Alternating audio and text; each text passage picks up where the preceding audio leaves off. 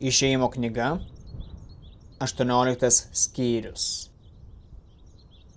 Jetras, Midjano kunigas, Mozės uošvis, išgirdo visą, ką Dievas padarė Mozei ir savo tautai Izraeliui, ir kad Viešpats išvedė Izraelį iš Egipto.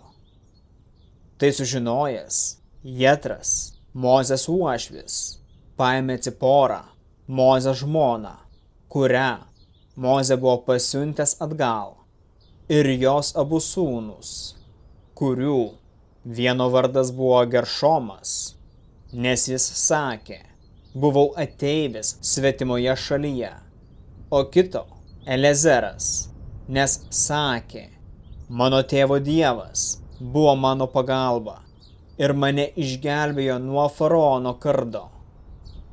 Ir Jetras, Mozės uošvis, atėjo su jo sūnumis ir žmona pas Mozę į dykumą, kur jis stovyklavo prie Dievo kalno.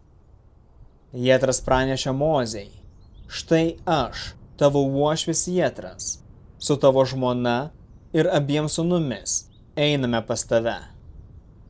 Tada Mozė išėjęs pasitikti uošvio, nusilenkė jam ir jį pabučiavo.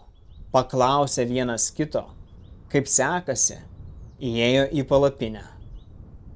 Mozė papasakojo savo uošviui visą, ką Viešpats padarė faraonui ir egiptiečiams dėl Izraelio, ir visą vargą kelyje, ir kaip Viešpats juos išgelbėjo.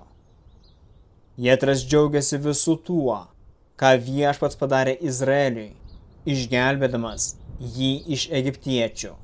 Ir tarė, tebūna palaimintas Viešpats, kuris jūs išgelbėjo iš egiptiečių ir faraono, kuris išgelbėjo tautą iš Egipto vergovės.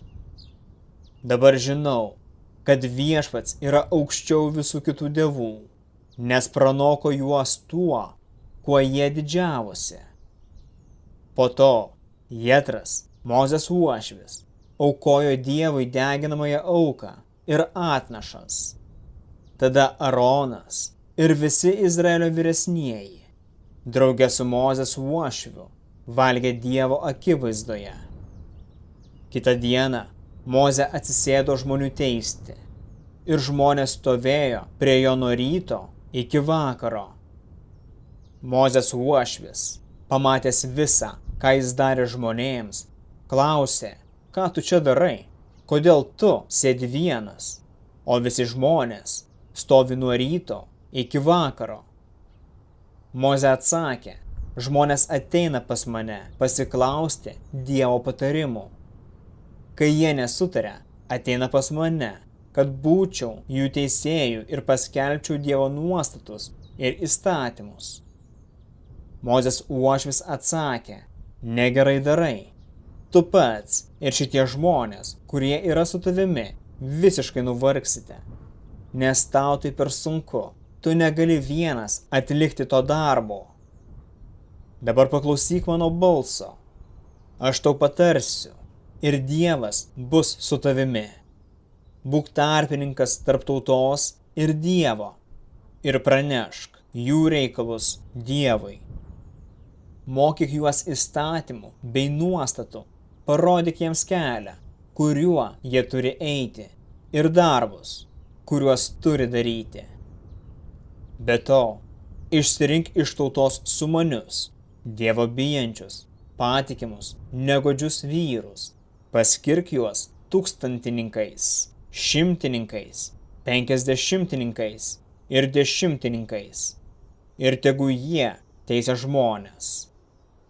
Kiekvieną didelę bylą jie perduos tau, o mažas bylas spręs patys. Tau bus lengviau ir jie pasidalins naštą su tavimi. Jeigu taip darysi ir Dievas įsakys tau, pats ištversi ir visi žmonės grįš į savo namus ramybėje. Mozė paklausė savo uošvio patarimo. Jis išsirinko sumanius vyrus iš viso Izraelio ir paskyrė juos vyresniaisiais, tūkstantininkais, šimtininkais, 50 ir dešimtininkais. Ir jie teisė žmonės visą laiką.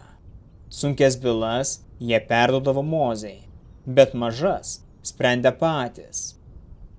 Po to Mozės uošvis iškeliavo į savo šalį.